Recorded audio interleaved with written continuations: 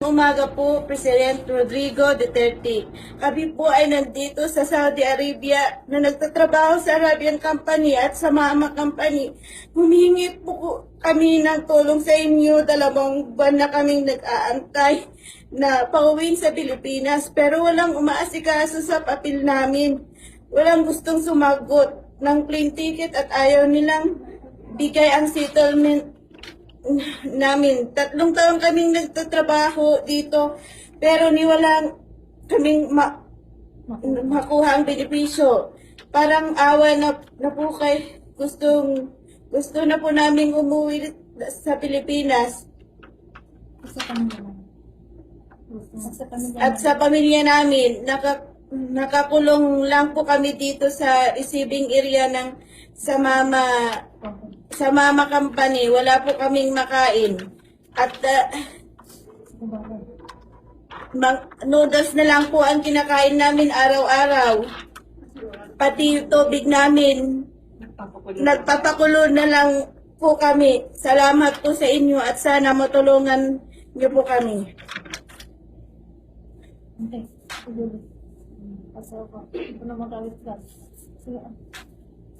Kaya humingi kami ng tulong sa inyo dyan sa Pilipinas. Kung maaari man, kayo din ang tutulong sa amin na makauwi na dyan kasi dinidelay nila ang processing ng mga documents namin dito. Sana naman gumalaw na sila kung makonsensya sila sa amin kung anong ginagawa nila sa amin dito. Yun lang po ang masasabi ko.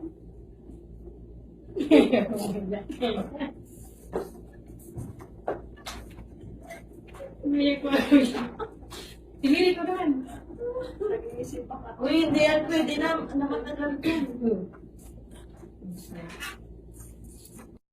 Assalamualaikum warahmatullahi wabarakatuh. Ang mensahe kong ito ay nais ko pong iparating sa ating tanggapan ng Bureau of Customs. Sir, hindi pa po ba sapat ang X-ray machine na dadaanan ng aming mga bagahe? Bago po kami nagpapabagahe, naka-itemize po lahat yan. Kung ilang piraso ang laman at ano ang laman ng kahon na yun na iniipon namin sa loob ng 1 taon. May batas na po ba tayong nagsasabi na may karapatan ang tanggapan ng ating kustom na buting-tingin o buksan isa-isa ang laman ng kahon? Hindi nyo ba nakikita sa X-ray na yan ang loob ng aming mga bagahe? Anong silbi ng X-ray machine na nakalagay dyan para tingnan ang aming bagahe? At kailangan nyo pang isa-isahin yung bagahe namin. Bakit hindi nyo nakita ang mga smuggle na dumarating sa ating bansa? Kasi nakapiring yung mata ninyo? Tinatakpan ng pera? Yung mga illegal na produkto na dumarating sa ating bansa, bakit hindi nyo nakita? Paano nakakalusot ang mga yun? Imposibleng wala kayong alam dun. Sinong tinatamaan? Mga mamamayang Pilipino, kumakain ng peking bigas. Isa kayo sa mga salot dun. Alam nyo ba kung gaano kahirap namin dito sa Saudi ang mag-ipon ng 1 karton na bagahe na yan? At bago makarating sa aming pamilya, 1 buwan kalahati, 2 buwan, dagdagan nyo pa, isa-isahin yung tuni-tuniladang bagahe na yan. Kailan makakarating sa pamilya namin? Yung mga pagkain na may mga expiry date na sisira, kaya nyo bang ibalik yun? Isipin nyo naman. Yung sahod namin at sahod ninyo, barya lang yung sahod namin. At sinong naglagay sa inyo sa pwesto na yan? Sinong sumasahod sa inyo? Mamamayang Pilipino. Alam niyo, sir, kung alam niyo lang ang totoong buhay namin OFW dito sa Saudi. Hindi namin makita ang labasan. Hirap kami sa pagkain.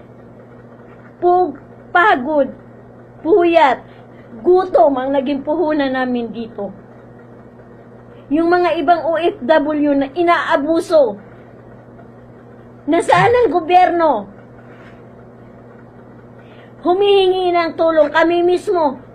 Tumatawag kami. Bibigay namin yung number. Wala. Walang dumarating. Saka pa ba tutulungan ng gobyerno natin na magkapantay na yung paa ng isang OFW? Kaya diyan sa bansa natin, maraming magnanakaw. Alam niyo kung bakit? Walang trabaho. Kung maayos lang sanang pamamalakad, kung wala lang sanang discrimination sa bawat Pilipino,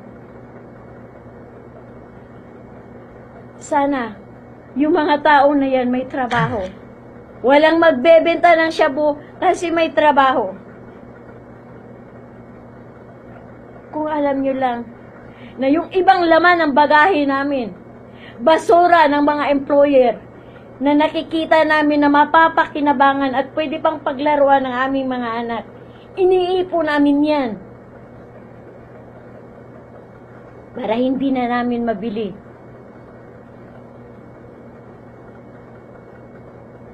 Ang lahat ng yan naman siguro, alam ninyo yan.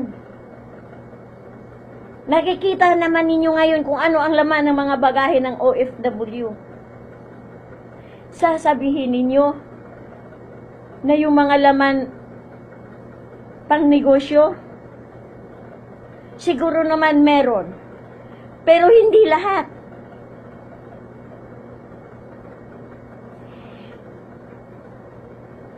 Bakit ninyo pinag-iintirisan ang bagahe ng mga OFW? Anong silbi ng X-ray machine na nakalagay sa airport o saan mang ng cargo at bubuksan pa ninyo yan ang mga karton namin? Tuni-tunilad ang bagahe, kailan nyo matatapos? Tanggalin nyo na lang yung X-ray machine na yan. Magdagdag kayo ng tao para buksan yung bagahe namin. Ginamit yung X-ray machine na yan para makita lahat ang laman ng mga bagahe. Bakit? Nakakalabas pa rin ang droga sa Pilipinas. Nakakalabas pa rin yung mga smuggle na produkto. Saan ba dumaraan yan? Sa ilalim ng dagat? Pwede ba yung bigas na yan na fiki, ilulublob sa dagat at iaahon sa isang dalampasigan na walang nakakakitang kustom? Kasi, tinatakpan yung mukha ninyo, yung mata ninyo, tinatakpan ng pera. Ang isang OFW ay walang kapasidad na magbigay sa inyo ng pera. Tinatagurian yung bayani ng Pilipinas ang mga OFW. Saan na kayo tutulong pag namamatay na yung tao? Yung OWA, sinasabing may libreng paaral ng mga OFW. Ilang beses kaming lumapit. Wala. Sasabihin mangungutang yung OFW kung ano-ano pang mga requirements ang hinahanap ninyo.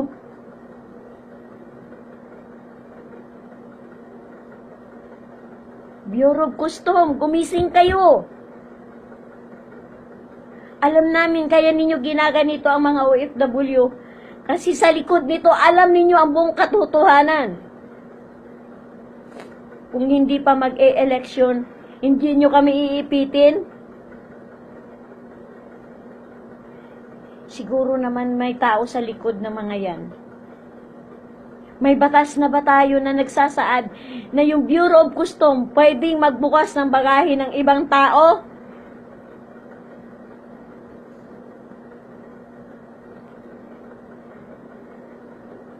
Nakakalusot na nga sa Excel, pinagnanakawan pa kami dun sa loob ng mga bagahe.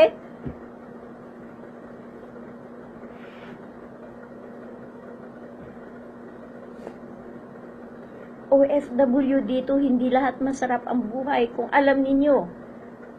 Tira-tira yung mga kinakain namin. Ni hindi makita ang labas. Magkakaroon man ng cellphone panakaw. Kung natandaan ninyo yung binugbog na 2 OFW nang dahil lang sa cellphone, halos patay na ng kanilang mga amo. Para magkaroon lang kami ng communication sa aming pamilya. Matutulog kami alas 2, alas 3 ng madaling araw. Gigising ka ng alas 5. Kulang sa tulog. Pagod, sobra. Hindi ka pwedeng umupo dito. Sayang ang oras para sa kanila na sinasahuran ka. Kakain ka ng ilang minuto. Trabaho na naman. Kagagaling mo lang sa ospital. Paglabas mo, pagdating sa bahay, trabaho na naman. Hindi ba kayo naaawa sa amin? Kakapiranggot na pinaghirapan namin na gustong matikman ng aming pamilya, ipagkait nyo pa sa amin?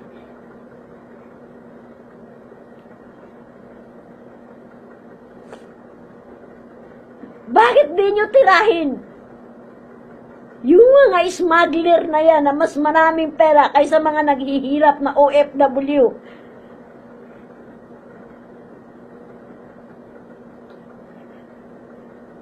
Kaya kami mga OFW, humihingi ng pagbabago sa pamahalaan. Palubog na ang ating bansa dahil sa mga kurap na nakaupo sa bawat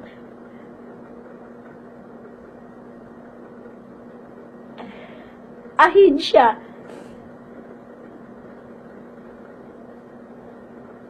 Kailan nyo kami tutulungan? Pagpatay na?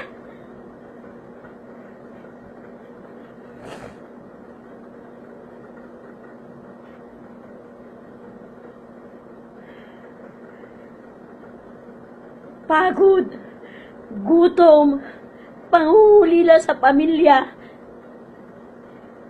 Tiniis namin yun.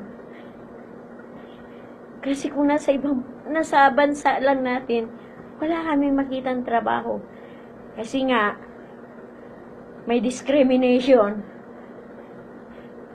Kaya kami mga OFW, iisang sinisigaw namin, pagbabago para sa ating pamahalaan. Iisang tao lang namin nakita yan. Kaya kami ninyo iniipit kasi alam nyo, wala kayong makukuhang buto sa mga OFW.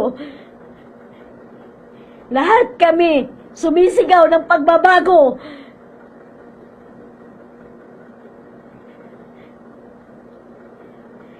Kaya kahit nandito kami sa ibang bansa,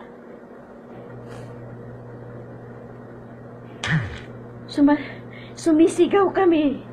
Nakikiusap. Duterte, tumakbo ka na. Alang-alang sa pagbabago ng pamahalaan. Pagkakaisa ng bawat mamamayan.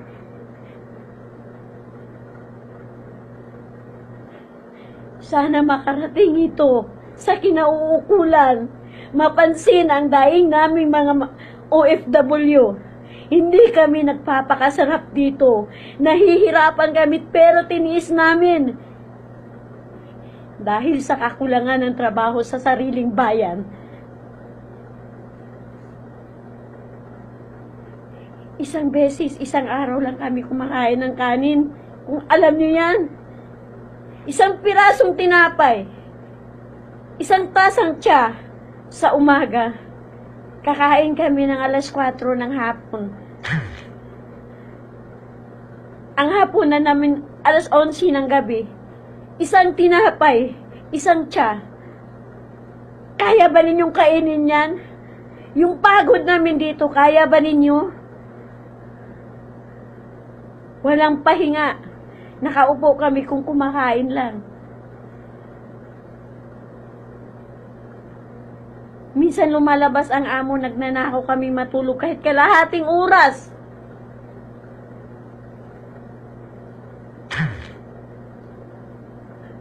Wala kayong awa. Kaya kami mga OFW nagkakaisa sa panawagan na sana tumakbo na yung taong may paninindigan at may pagmamahal sa bayan. Kaya nyo kami iniipit kasi alam ninyo na kami mga OFW nananawagan na tumakbo na si Duterte para sa pagbabago, pagkakaisa ng mamamayang Pilipino. Mga wala kayong awa.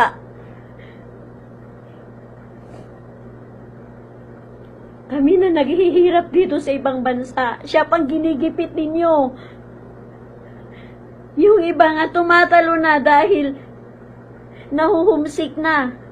Dahil sa kakulangan ng pagkain, kakulangan ng tulog, nababaliw.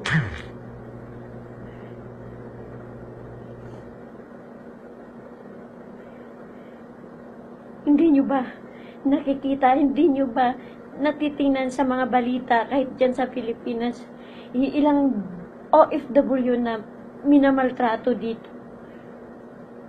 Yan pa gagawin ninyo sa amin? Samantala, yung mga smuggler nagbubuhay hari, nagpapakasaya na nakalusot dyan sa ahensya ninyo? Mahawa naman kayo. Barya lang sa sahod ninyo, yung sweldo namin. Minsan lang sa isang taon nakaranas. Yung pamilya namin sa Pilipinas, na makita nila, makagamit sila ng mga imported na bagay na iniipon namin sa loob ng isang taon. Sana naman mamulat kayo. Maawa kayo sa amin.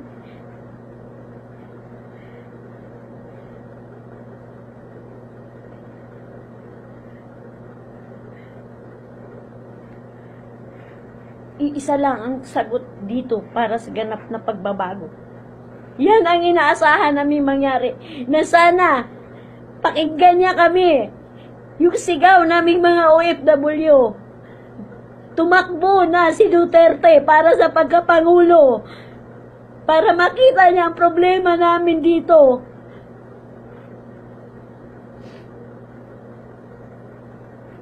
Duterte for President.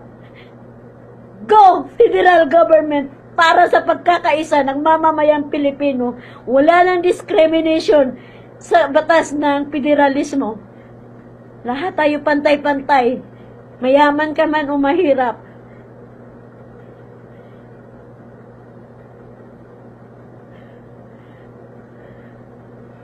Sana naman, magbago na kayo. Tama na yung pagiging kurap ninyo.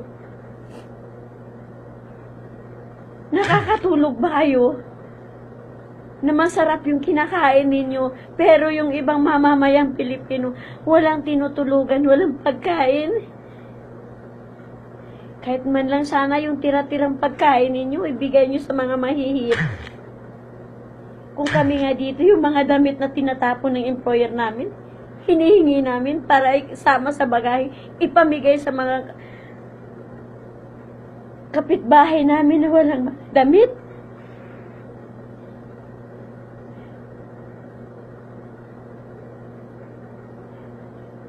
Kaya ninyo kami iniipit kasi alam ninyo, mga namumuno sa ating gobyerno sa ngayon, Kahit di isang buto, wala kayong makukuha sa amin. Nagkakaisa kami mga OFW para sa ganap na pagbabago. Panawagan namin. Tumakbo ka na, Duterte. Para sa pagbabago ng ating pamahalaan. Maraming salamat po.